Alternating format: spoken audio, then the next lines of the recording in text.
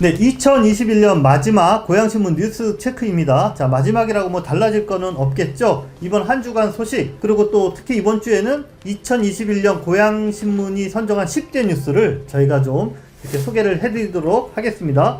고양시와 파주시 대곡 소사선 운정 연장에 합의했다는 소식, 그리고 고양시와 명지병원이 전국 최초로 찾아가는 이동진료소를 개시했다는 소식 전해드립니다. 이어서 고양시의회 5분 발언 세 꼭지를 전달해 드리겠습니다. 마지막으로 김훈 소설가가 고양 행주문학상을 수상했다는 소식 전해드립니다.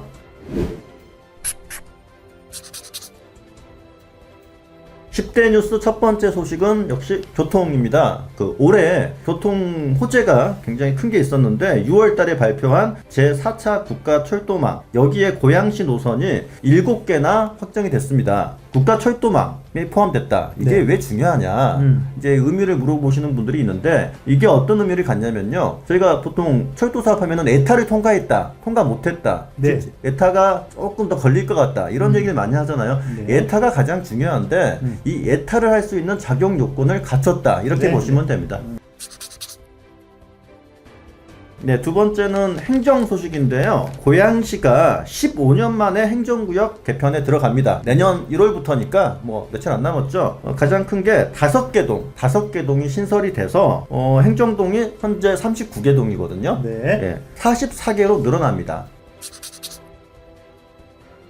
네, 세 번째는 수사 소식입니다. 고양시가 수년째, 7, 8년, 거의 10년 가까이 안고 있는 도시개발 관련 의혹이 있었는데, 그 의혹 두 가지가 바로 무엇이냐? 킨텍스 지원부지 매각, 그리고 요진 YCT 특혜, 이 두 가지가 드디어 수사 의뢰를 고양시가 직접 했습니다.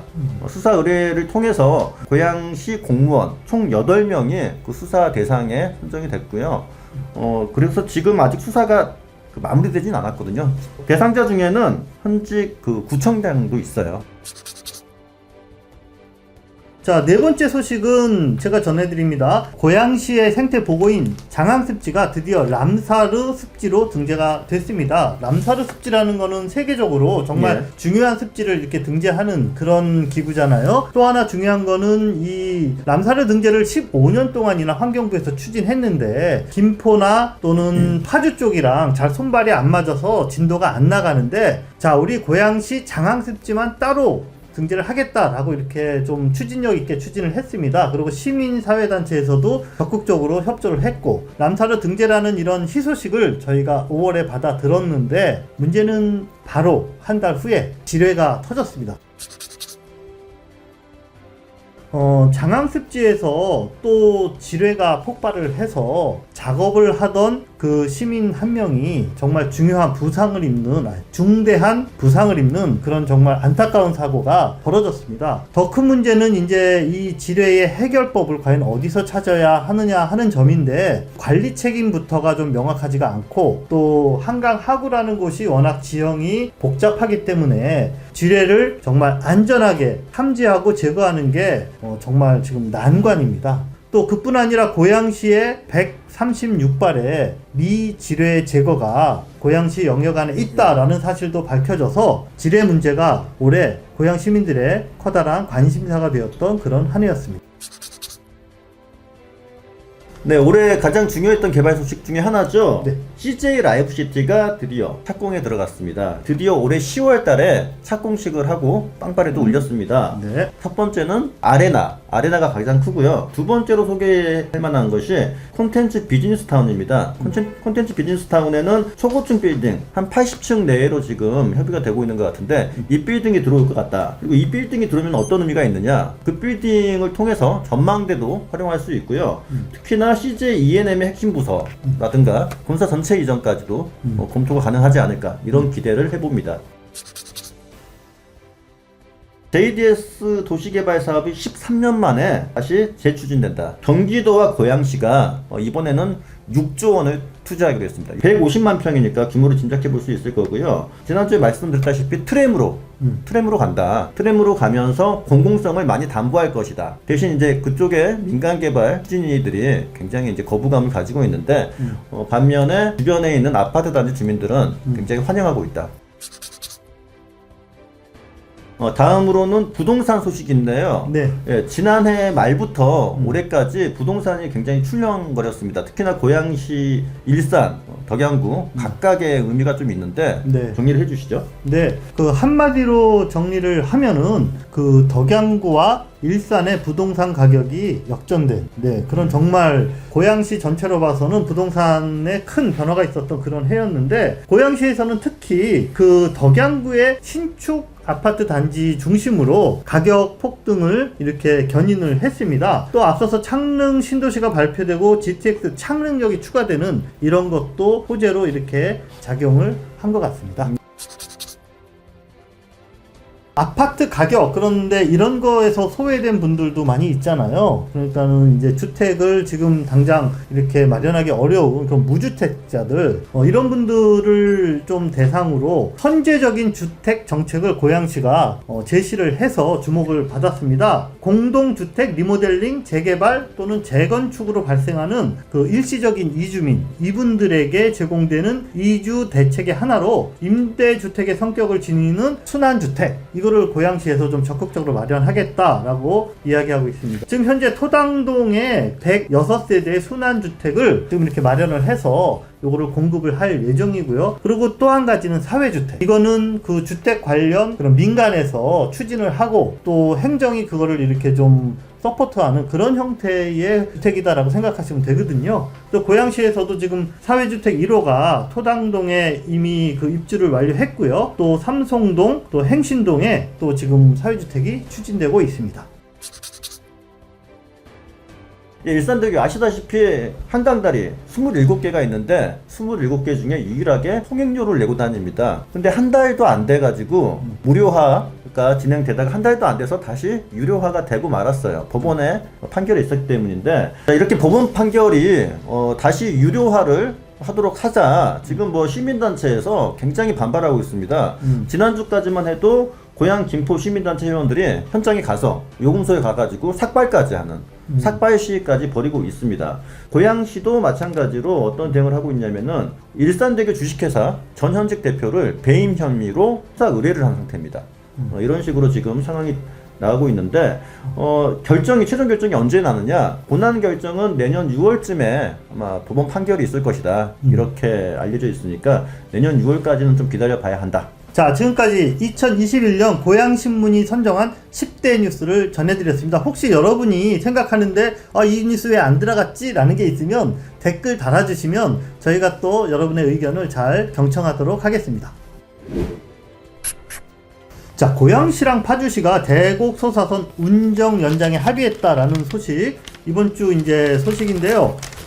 이 철도 사업은 국토부가 진행하는 건데 이렇게 지자체 간 합의가 왜 중요한 거고 어떤 내용인지 얘기를 좀 해주세요. 네, 이게 합의가 안 돼서 사실 이게 철도라는 게 지자체를 건너서 가는 거 아닙니까? 건너서 가다 보면은 지자체 간 협의가 없으면은 이게 국토부에서 받아들여 주질 않아요. 그래서 협의가 필요했었는데 이게 최근에 협의가 돼서 국토부에다가 승인 요청을 했습니다. 그럼 고양시랑 파주시가 그동안 협의가 안 된 지점은 뭐예요? 대곡 소사선이 원래 계획된 게 대곡까지였는데 네. 고양시가 지난 총선 때 일산역까지 조금 땡겨왔죠. 그런데 여기서 파주시가 그걸 받고 탄현 지나서 더 땡기자. 운전까지 옮기자. 지금 와서 이제 이런 얘기를, 사실은 지난해 정도부터 그런 얘기가 나왔죠. 그래서 파주시가 그걸 계속 재고 있었는데 고양시는 덥석 물면 안 됐다. 이제 이런 여론들이 고양 시민들의 이제 여론인데, 종점이 올라갔을 때 우리가 피해보는 게 있지 않느냐, 일산 시민들이. 그래서 조율이 필요하다. 그런 조율을 했던 과정이 지난 1년이었습니다. 그래서 그 조율이 끝났고 지난 16일에 파주시가 국토부에 승인 요청을 공식적으로 했습니다. 네. 자, 그 구체적인 내용 그리고 앞으로 예상되는 효과 등은 저희 이제 신문 기사를 통해서 좀 더 자세히 살펴보시기 바랍니다. 코로나 재택치료자들의 위급 상황에 대응하기 위해서 고양시랑 명지병원이 민간 협력 의료 대응 체계를 가동해서 지난주에 찾아가는 이동진료소를 전국 최초로 개설을 했습니다. 이동진료소라고 하면은 어떤 형태인지 좀 설명을 해주시죠. 자, 차 2대가 하나로 이렇게 구성이 되는데요. 이제 엑스레이 장비 탑재한 이런 박스카 형태의 진료 차량이 한 대, 그리고 음악 구급차가 한 대, 이렇게 2대가 같이 움직이는 겁니다. 그래서 해당 차량에는 명지병원 소속의 6명의 의료 인력이 탑승을 해서 현장에 가서 환자의 상태를 기동력 있게 파악하고 응급 대응을 한다. 이렇게 지금 밝혀지고 있습니다. 그러니까 환자가 병원까지 가지 않고 병원차가 집 앞까지 가서 환자의 수고로움을 덜어주겠다, 뭐 그런 것 같네요. 네. 근데 환자의 우선 순위가 중요할 텐데 뭐 당연히 이제 고위험분들일 텐데 어떤 분들이 대상이죠? 네, 맞습니다. 그 고연령대 또는 그 고위험군 환자들을 상황이 급하다 이렇게 체크가 되면 가는 거죠. 예. 네, 그래서 저희 코로나 초기에 고양시가 아까 말씀하신 대로 드라이브스루 선별 진료소 고양시에서 가장 먼저 해서 이제 뭐 전국적 표준이 되기도 했잖아요. 자, 이번에 이 재택 치료 그 이동 진료소도 고양시와 지역 의료계의 발빠른 대응이 이렇게 주목을 받고 있습니다. 자, 지난주에 고양시 의회에서 이제 2021년 마지막 5분 발언이 진행이 됐거든요. 여러 명의 의원들이 마이크를 잡았는데요. 그 중에서 저희가 좀 인상적인 것 3가지 사안만 좀 체크를 해드릴게요. 먼저 김서연 의원, 이번에는 고양시 청년 기본소득을 지급하자. 어떤 내용이냐면요, 23세 청년에게 1년에 50만 원을 고양시 돈으로 지급하자, 이겁니다. 지금 그 청년 기본소득이 사실 24세에 이미 지원이 되고 있습니다. 예, 이게 경기도 사업으로 지원되고 있거든요. 네. 김 의원 말로는 이미 24세도 지원하고 있고 경기도 사업으로 지원하고 있는데 1년 앞당겨가지고 23살 청년들에게 고양시 지자체가 좀 도움을 줘야 되지 않겠느냐. 50만 원씩 주자. 재원은 한 74억이면 가능하고 해마다 청년들의 수는 감소하고 있으니까 부담도 감소할 것이다. 예산 부담도 감소할 것이다. 이렇게 얘기하고 있습니다. 올해 정책이 실현되지 않으면은 적어도 이번 지방선거, 내년 6월에 있죠. 지방선거 후보들에게 이걸 공약으로 추진하도록 하겠다. 이렇게 강력하게 얘기하고 있습니다. 네. 자, 2번째, 김운남 의원, 일산 3동을 후곡동으로 개명하자, 동 이름을 바꾸자. 자, 왜 이런 제안을 했죠? 네, 먼저 지도를 보셔야 돼요, 이거는. 네, 지도를 지금 보시면은 네. 중간에 경의선이 있고 위쪽으로는 일산 1, 2동이 있죠. 그쪽이 이제 소위 본 일산이라고 말하는 그렇죠. 동네죠. 예, 예. 신도시에 포함이 안 된 지역이었죠. 네네, 일산 신도시에. 처음에. 그리고 그 아래쪽 직사각형 반듯하게 돼 있는 곳이 바로 일명 후곡마을입니다. 네. 거기가 일산 3동이죠. 네. 자, 그런데 일산 3동, 왜 후곡마을을 일산동하고 같이 쓰느냐 좀 애매하다, 이런 의견들이 조금 있었어요, 옛날부터. 예, 예. 왜냐면은 경의선을 사이에 두고 이미 생활권이 분리됐고 신도시 이후부터는 일산 3동은 100% 후곡마을이거든요. 네. 그래서 그러네요. 일산 3동이라고 불렀을 때 사람들이 오히려 헷갈린다. 아. 그래서 그쪽 지역 사람들은 이미 그 전부터 후곡마을이라고 부르고 있었다. 이런 얘기입니다. 즉 이제 동 명칭이라는 것이 뭐 즉시성, 뭐 금방 그 동의 특색을 딱 느껴야 되는데 그렇지 못했다. 그다음 편의성, 이 동을 사람들에게 설명했는데 잘 못 알아듣는다. 편의성도 떨어진다. 즉시성과 편의성이 떨어지는 면에서 그냥 후곡동으로 부르는 게 낫지 않겠느냐. 손동숙 의원, 백석동 익스트림장 여론 수렴이 없었다. 네, 이게 예전에 한번 저희가 꼭지로 한번 다뤘어요. 이제 맞습니다. 익스트림장 쉽게 풀었으면은 스케이트보드, 엑스 게임 네. 뭐 이런 거를 할 수 있는 연습장을 말하는 겁니다. 그런데 지난 추경 때 이게 10월달에 엑스트림장 이걸 만들겠다고 추경이 반영이 됐어요. 이미 통과된 거죠. 통과가 됐고 지금 돈까지 쓰였습니다. 일부. 그럼에도 불구하고 손동숙 의원이 5분 발언에서 이게 여론 수렴이 안 됐기 때문에 반대한다, 이런 주장을 이제 펼쳤는데 내용을 살펴보니까 좀 그럴만도 해요. 왜냐면은 여론 수렴이 정말 없었더라고요. 예, 왜냐면은 그 YCT 단지가 거의 1만 명 가까이 되는데 동대표 3명 달랑 만나가지고 공무원이 이거 괜찮겠죠? 확인하고 바로 진행을 했습니다. 뭐 주민들이 공청회라든가 간담회 같은 건 전혀 없었고. 네. 그래서 하지만 이제 뭐 사업은 진행이 되는데 이 사업 진행되는 과정에서 최대한 주민들의 의견이 적극 반영될 수 있도록 하는 그런 차원에서 이런 5분 발언을 하지 않았을까 생각이 됩니다.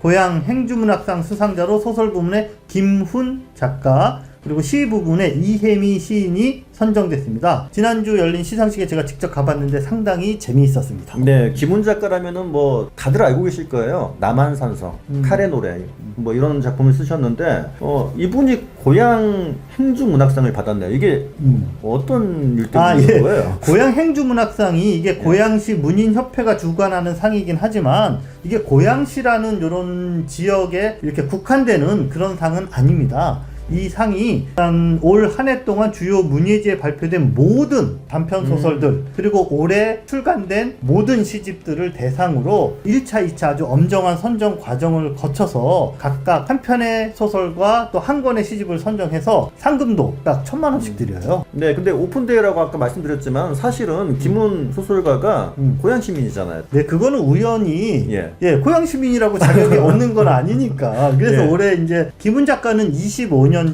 정발산 기슭에 살고 있는 고향의 이웃이고 또 고향에 있는 호수공원이나 이런 지역의 그 역사에 대해서 관심이 각별합니다. 그래서 이번 수상소감에서 그런 거를 아주 정말 감동적으로 이렇게 문학인의 언어로 들려주셨고 또 이혜미 시인도 김포에 살고 있지만 고향에 있는 그 고향 예고에 그 10년 동안 출강을 하셨더라고요.